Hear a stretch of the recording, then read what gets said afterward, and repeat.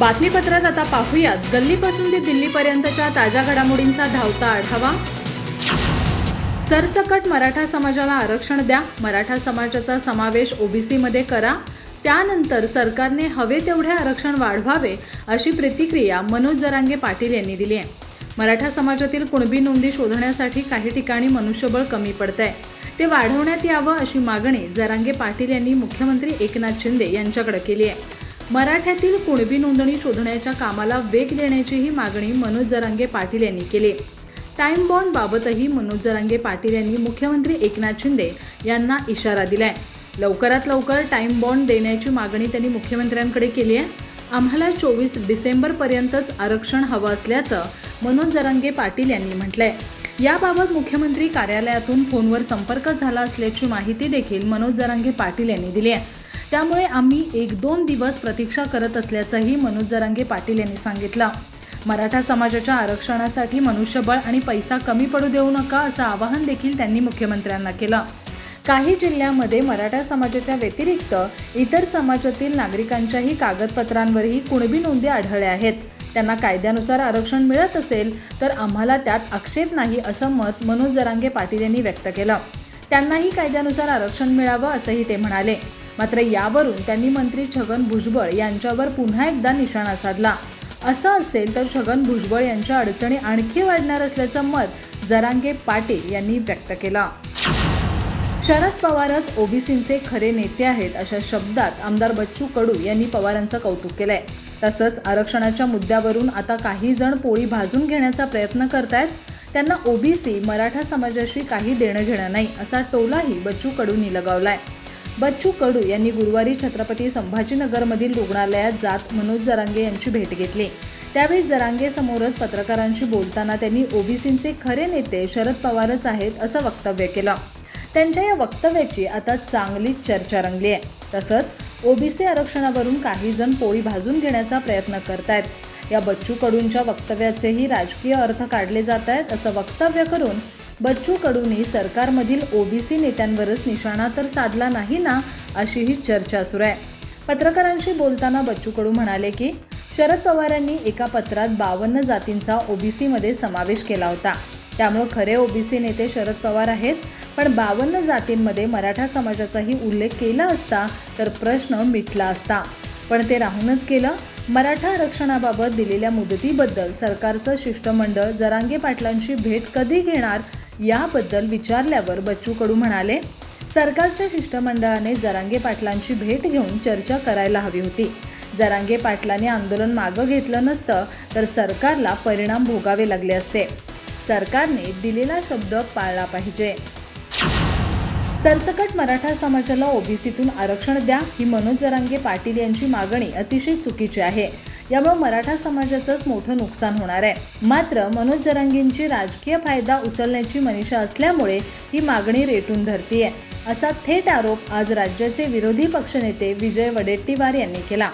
पत्रकार परिषदेत विजय वडेट्टीवार म्हणाले, ओबीसी समाजात आधीच 372 जाती आहेत। ओबीसी समाजाची लोकसंख्या आता एकूण लोकसंख्येच्या 75% वाढली आहे। अशात ओबीसीत मराठा समाजाचा समावेश झाल्यास या आरक्षणाचा फायदा ना ओबीसींना मिळणार आहे ना मराठा समाजाला। त्यामुळे बिहार सरकारप्रमाणे महाराष्ट्राने जातनिहाय जनगणना करून आरक्षणाची मर्यादा वाढवावी अशी आमची मागणी आहे। दरम्यान मराठा समाज सध्या आर्थिकदृष्ट्या दुर्बल वर्ग अंतर्गत सुमारे 8.5% आरक्षणाचा लाभ घेत आहे। ओबीसीमध्ये समावेश झाला तर अधिकाधिक 3 ते 3.5% आरक्षण मिळेल असं प्रतिपादन देवेंद्र फडणवीस यांनी केलंय। देवेंद्र फडणवीसांच्या या भूमिकेशी आपण सहमत असल्याचं सांगत विजय वडेट्टीवार म्हणाले, फडणवीसांआधी ही भूमिका मी मांडली आहे। मराठा समाजाचा ओबीसीत समावेश झाल्यास ओपनमध्ये फार कमी जण राहतात। ब्राह्मण, शीख, मारवाडी हा समाज तसाही नोकऱ्यांच्या मागे नाही। तसंच EWS मधूनही हा समाज लाभ घेण्याचे प्रमाण नगण्य आहे। अशात मराठा समाजाचा फायदा हा EWS आरक्षणात किंवा स्वतंत्र आरक्षणातच आहे। मनोज जरांगे केवळ राजकीय हेतूपोटी ओबीसीतून आरक्षणाची मागणी करतायत। ससून सर्वोच्च रुग्णालयाचे अधिष्ठाता डॉक्टर संजीव ठाकूर यांना अखेर ड्रग्ज तस्कर ललित पाटील प्रकरण भोवल्याचं दिसतंय। मुंबई उच्च न्यायालयाने डॉक्टर ठाकूर यांना दणका देत त्यांची अधिष्ठाता पदावरील नियुक्ती रद्द केली आहे। ससून सर्वोपचार रुग्णालयाचे माजी अधिष्ठाता डॉक्टर विनायक काळे यांची 13 जानेवारी रोजी पदावरून तडकाफडकी बदली करण्यात आली होती. त्यानंतर डॉक्टर ठाकूर यांची अधिष्ठापदी नियुक्ती करण्यात आली. डॉक्टर काळे यांनी या निर्णयाविरोधात महाराष्ट्र ॲडमिनिस्ट्रेटिव्ह ट्रिब्युनलकडे दाद मागितली होती. मॅटने 14 जुलै रोजी डॉक्टर काळे यांच्या बाजूने निकाल दिला. मात्र डॉक्टर ठाकूर यांनी या निर्णयाविरोधात मुंबई उच्च न्यायालयात याचिका दाखल केली. याबाबत आज हायकोर्टाने 4 महिन्यांनी निकाल देत डॉक्टर ठाकूर यांची नियुक्ती रद्द करत त्यांना दणका दिलाय. आता त्यांच्या जागी पुन्हा माजी अधिष्ठाता डॉक्टर विनायक काळे यांची नियुक्ती होण्याची शक्यता आहे. मुंबई उच्च न्यायालयाच्या आजच्या निकालाबाबत ससून रुग्णालयाचे माजी अधिष्ठाता डॉक्टर विनायक काळे म्हणाले, मॅटचा निकाल माझ्या बाजूने लागल्यावर मुंबई हायकोर्टात त्याविरुद्ध याचिका दाखल करण्यात आली. शुक्रवारी अंतिम सुनावणी पार पडली आणि कोर्टाने अंतिम निर्णय दिला.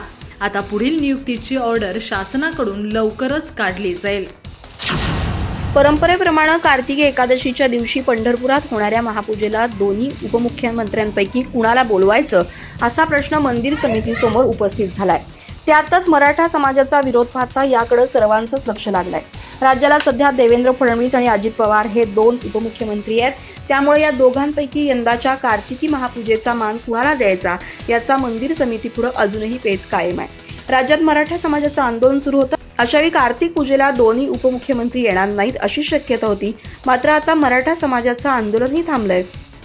त्यामुळे कार्तिकी एकादशीची विठ्ठल रुक्मिणीची शासकीय महापूजा करण्यासाठी उपमुख्यमंत्र्यांना बोलवण्यात पोलिसांनीही सकारात्मकता दर्शवल्याची माहिती आहे. मात्र दोन्ही उपमुख्यमंत्र्यांपैकी कुणाला बोलवावं असा प्रश्न कायम आहे. फडणवीस की पवार हा पेच सोडवण्यासाठी मंदिर समितीनं विधी आणि न्याय खात्याला पत्र पाठवून अभिप्राय मागितलाय, परंतु त्यावरील अभिप्राय अद्याप मिळालेला नाही. त्यामुळे महापूजेसाठी कोणते उपमुख्यमंत्री येणार हा गोंधळ कायम आहे. दरम्यान मराठा आंदोलकांनी उपमुख्यमंत्र्यांना महापूजेसाठी विरोध केला असला तरी उपमुख्यमंत्री अजित पवार पंढरपूरला महापूजेसाठी येणार असल्याची माहिती विश्वसनीय सूत्रांकडून मिळाली आहे. उपमुख्यमंत्र्यांनी महापूजेसाठी पंढरपूरला यावं यासाठी वारकऱ्यांबरोबरच पोलीस विभाग देखील सकारात्मक असल्याची माहिती देण्यात आली. शिवसेना कुणाची हे पाकिस्तानला माहिती आहे. पाकिस्तानात आजही कुणाला विचारलं तर ते म्हणतील शिवसेना बाळासाहेब ठाकरे उद्धव ठाकरेंची आहे. पण निवडणूक आयोगाला हे कळत नाही हे दुर्दैव आहे असा हल्लाबोल ठाकरे गटाचे नेते संजय राऊत यांनी केला. आज पत्रकार परिषदेत संजय राऊत म्हणाले, निवडणूक आयोगासमोर सध्या 2 महत्त्वाच्या सुनावण्या सुरू आहेत. शिवसेना कुणाची आणि राष्ट्रवादी काँग्रेस कुणाची. हे दोन्ही पक्ष महाराष्ट्राच्या आणि देशाच्या राजकारणातील अत्यंत महत्त्वाचे पक्ष आहेत. राष्ट्रवादी काँग्रेसच्या बाबतीत तर तो पक्ष ज्यांनी स्थापन केला आहे ते शरद पवार निवडणूक आयोगातील सुनावणीला स्वतः हजर राहत आहेत. स्वतः पक्ष ज्यांनी स्थापला ते समोर असूनही पक्ष कुणाचा हे निवडणूक आयोगाला कळत नाही हे आश्चर्य आहे. संजय राऊत म्हणाले, निवडणूक आयोग म्हणजे गुजरातचा पोपट झालाय. या पोपटाचे पंख आणि पिसेही आता झडून गेलेत, तरीही तो नुसताच फडफडतोय. अजित पवार गटानं बोगस प्रतिज्ञापत्र दाखल केल्याचं समोर येत आहे. हाच प्रकार शिवसेनेच्या बाबतीतही झाला होता.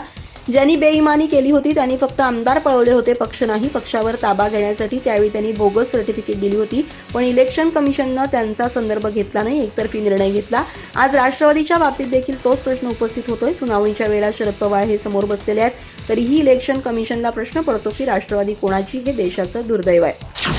मुंबईतील मुख्य रस्ते धुण्यासाठी 1000 ट्रॅक्टर तैनात केले जाणार आहेत. प्रदूषण नियंत्रणासाठी मुख्यमंत्री एकनाथ शिंदे यांनी पुढाकार घेत अनेक सूचना केल्या आहेत. त्यापैकी एक रस्ते धुण्याची आहे. आढावा बैठकीत त्यांनी सांगितलं की सर्व प्रशासकीय यंत्रणांनी एकत्रितपणे प्रदूषणमुक्त महाराष्ट्राच्या दिशेनं मोहीम स्वरूपात काम करावं. बैठकीला मुख्य सचिव मनोज सौनिक यांच्यासह सर्व विभागीय आयुक्त, जिल्हाधिकारी, महापालिका आयुक्त उपस्थित होते.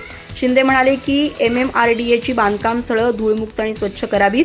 अँटी स्मॉग गन स्प्रिंकल्सचा वापर वाढवावा.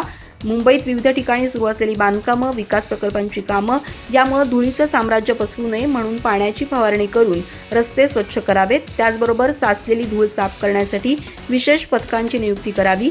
मुंबईसह महानगर परिसरात MMRDA मार्फत जी विकास कामं सुरू आहेत अशा बांधकाम ठिकाणांवर धूळ रोखण्यासाठी पत्रे लावावेत.